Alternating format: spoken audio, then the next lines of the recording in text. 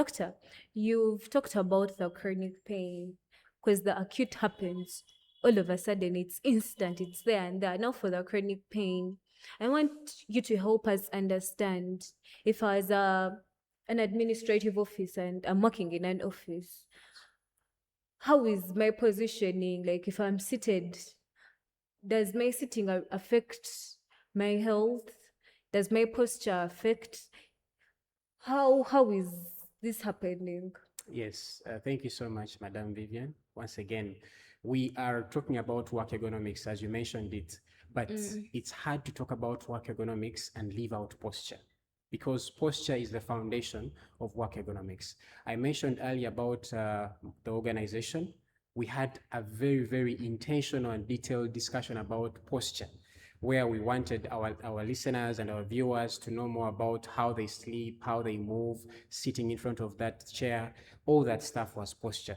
But in regards to work, when you're talking about that administrative officer sitting in front of maybe a laptop or a desktop, now it matters how they position themselves, okay? Uh, there is something that I have to mention called biomechanics. This is how the body has to work closely. The system has to work in a way that if it goes unnatural, then it causes pain or it causes strain. So this is something that should be aware of, especially our listeners, that posture is equally important when it comes to work ergonomics. Now, I'll take a very small, very easy example, the seats that we usually use at our workplaces, okay?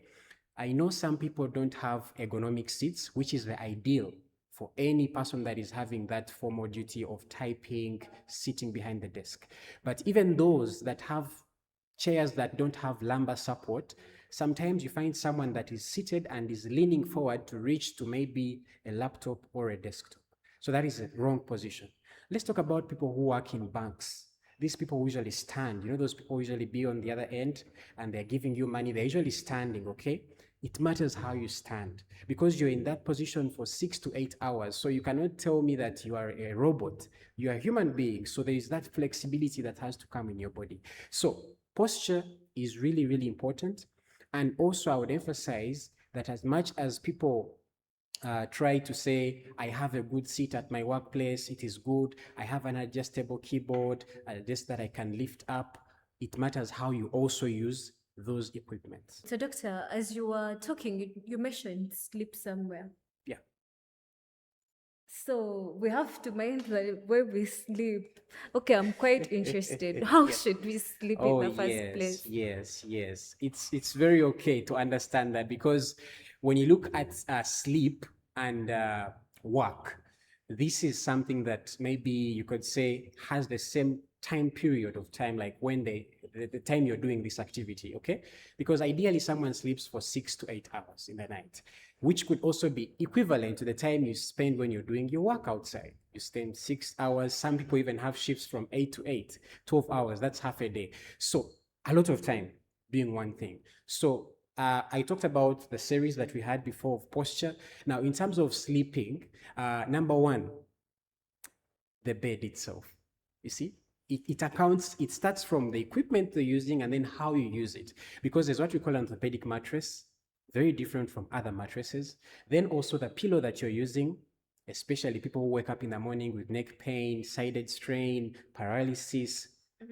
Then talk about the positioning. Now, the positioning, it's usually advisable to sleep on the side, okay? And more so on the right, but even if you have the other way around left, it's okay. But the positions that I would really not recommend are sleeping on your stomach because when you sleep on your stomach, you're forced to tilt this neck and look sideways, okay? So that is an unnatural position of the body. Anatomically, this is how you're supposed to be. So when you sleep on your stomach and you turn your head sideways, it causes some neck strain and sometimes degenerative conditions in the cervical lumbar, spine.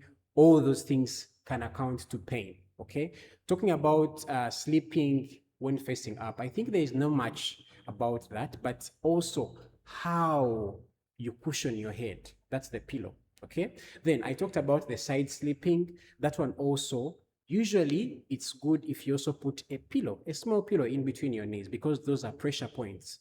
And that also helps you to anatomically line on the bed. So that's more about the sleeping posture. Madam Well, I Vivian. couldn't let that one slide because I Yeah. really love sleeping.